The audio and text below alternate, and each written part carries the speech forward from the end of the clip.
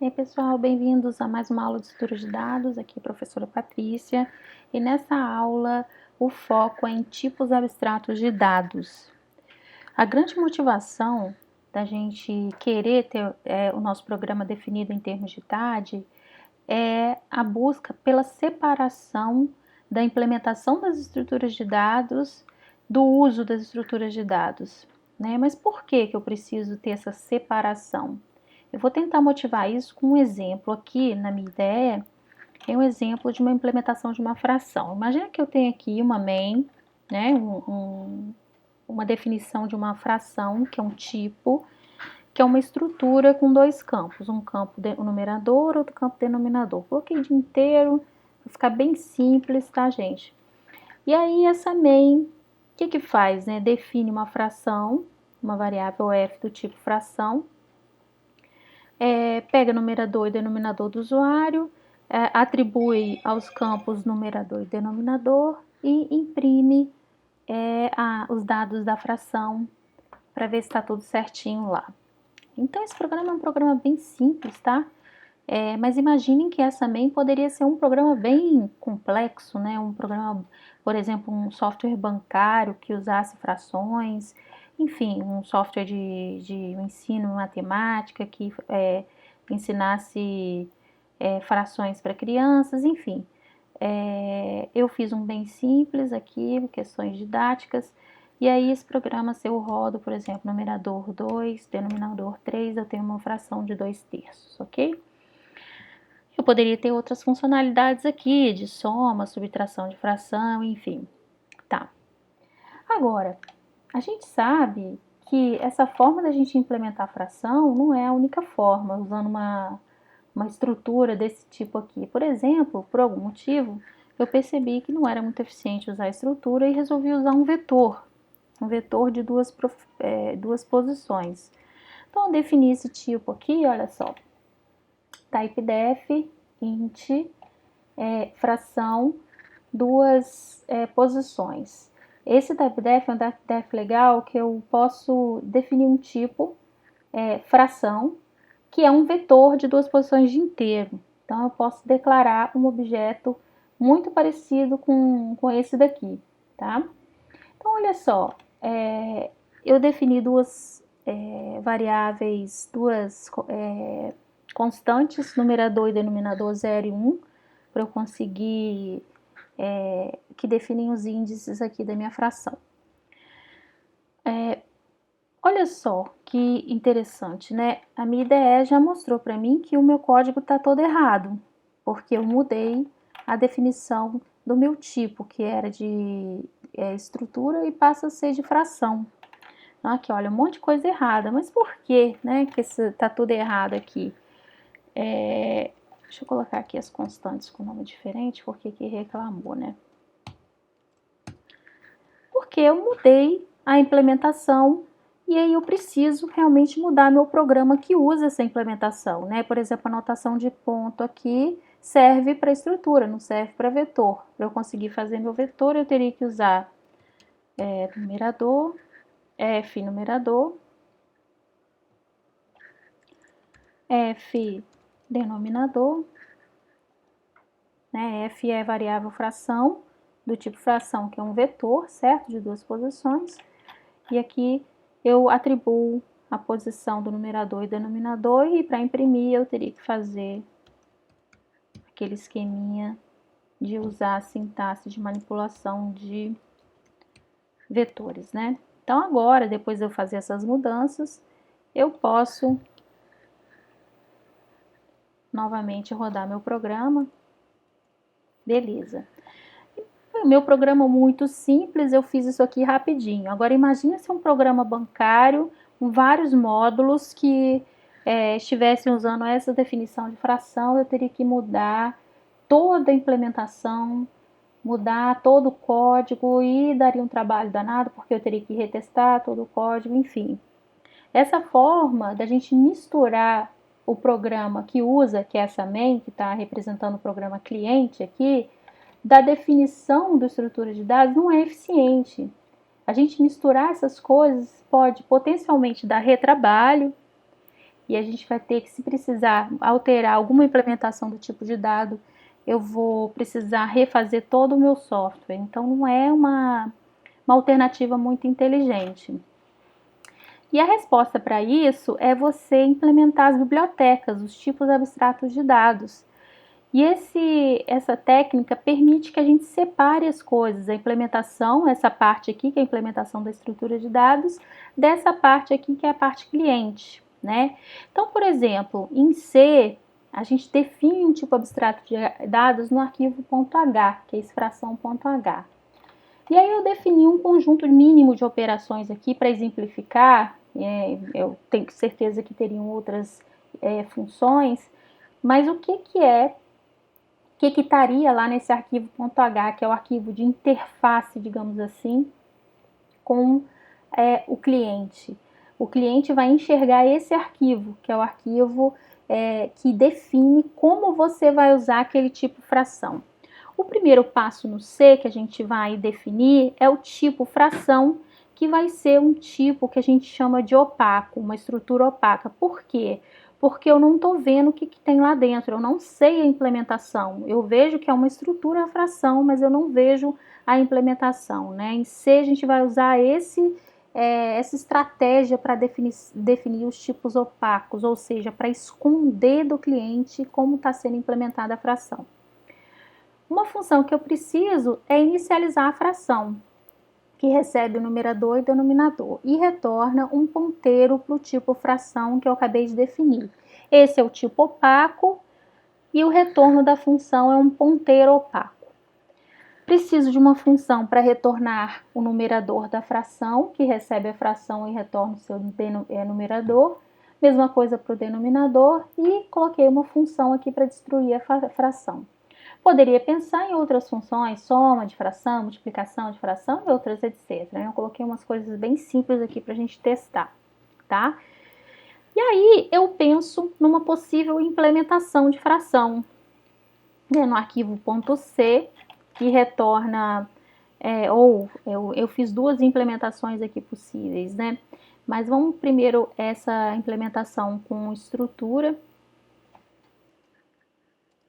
Eu coloquei aqui.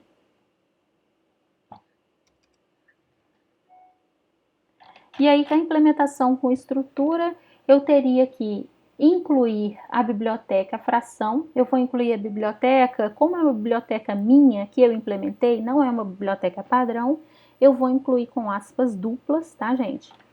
E aqui, finalmente, eu defino a estrutura fração, que no ponto H era definida como uma estrutura opaca, né? Veja aqui, eu vou copiar só um pouquinho aqui, rapidinho, para a gente fazer uma reflexão.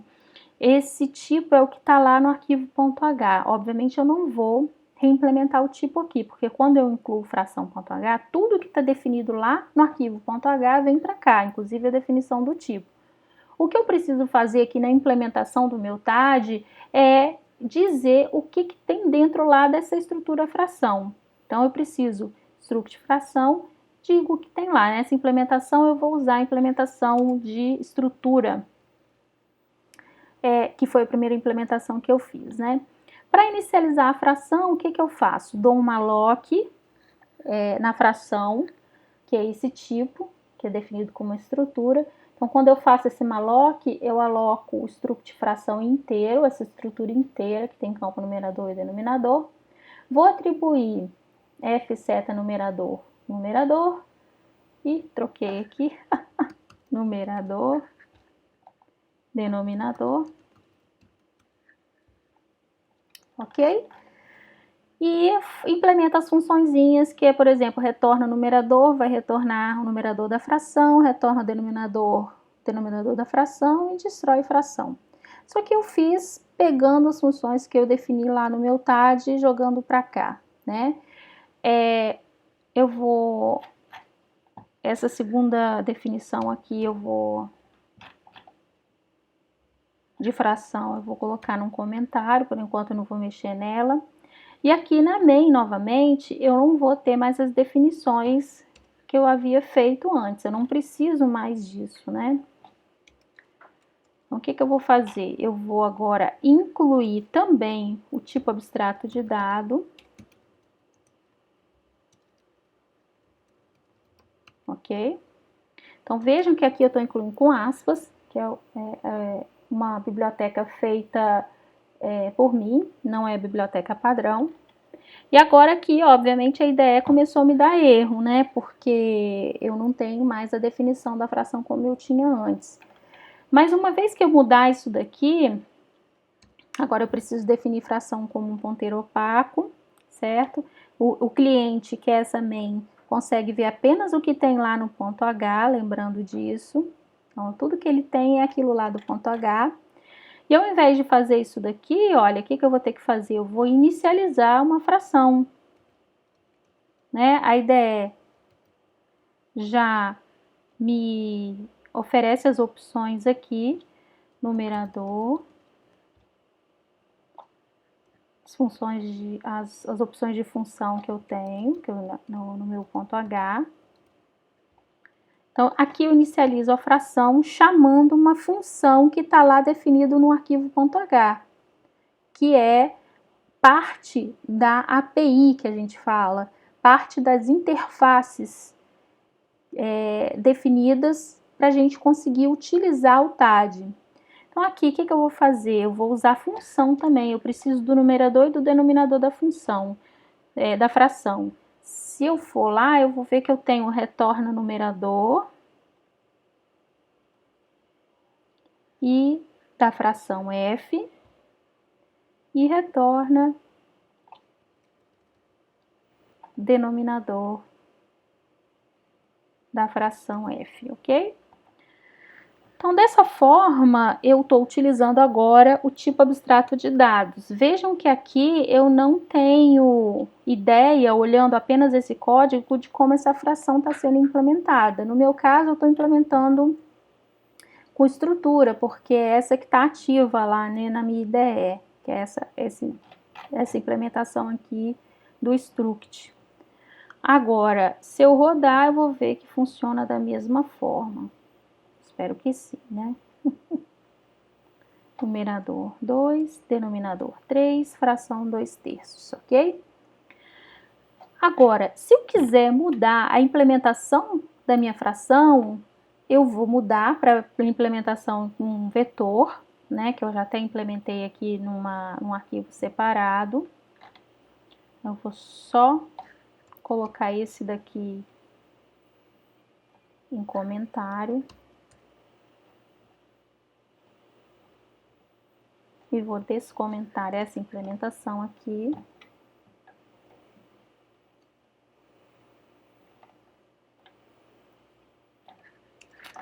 E aí vocês vão ver essa implementação com fração, que aí eu já uso, olha, não uso mais a implementação com estrutura, eu uso um vetor e acesso os campos aqui o único campo dessa estrutura fração é um vetor com a posição, duas posições, numerador e denominador. E aí, na hora que eu rodar, a minha main não vai ser alterada, eu não vou precisar alterar. Então, vejam que agora eu estou utilizando a implementação de fração com vetor, sem precisar alterar absolutamente nada aqui da main, do meu cliente, né? Infelizmente, a ideia só deixa eu ter uma implementação de fração por vez, mas não é necessário. Se eu estiver na linha de comando, eu vou mostrar para vocês, eu abri uma linha de comando, que eu tenho, ls, eu tenho o arquivo, olha só, fração.c, fração.h, que é a definição do meu TAD, fração 1.c, ignora esse fração 1.h e main.c. Então, olha só, eu tenho duas implementações para o mesmo TAD que está no fração.h. Como que eu faço para gerar, linkar, que a gente fala, os arquivos e gerar dois executáveis?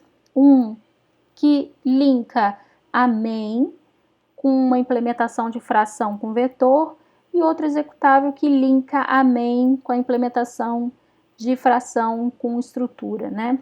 Então, eu vou fazer o seguinte, primeira coisa eu vou compilar todo esse negócio, gcc-c asterisco.c. Compilei, vocês vão ver agora que tem os pontos os que são os códigos objetos dos arquivos, né? Para fazer a linkagem geral executável, é só listar os arquivos que eu quero linkar. Então, olha só, GCC, para listar os arquivos, eu vou fazer o seguinte, tem o main.o, que é o arquivo da main, e aí eu vou listar das implementações do fração.o. Então, eu quero gerar um arquivo executável que eu vou chamar -o, vou chamar de prog fração 1, ok? Prog fração, eu acho que o fração aqui é vetor. Tá. Gerei um executável, eu posso rodar, olha, prog fração vetor, se eu rodar esse executável, eu vou obter lá a fração. Agora, eu quero gerar outro executável, vou listar o arquivo que eu quero, que é o outro arquivo de implementação, -o, prog fração com struct. Posso agora rodar o meu programa prog, fração com fração struct. E coloquei o nome de progra. Doideira.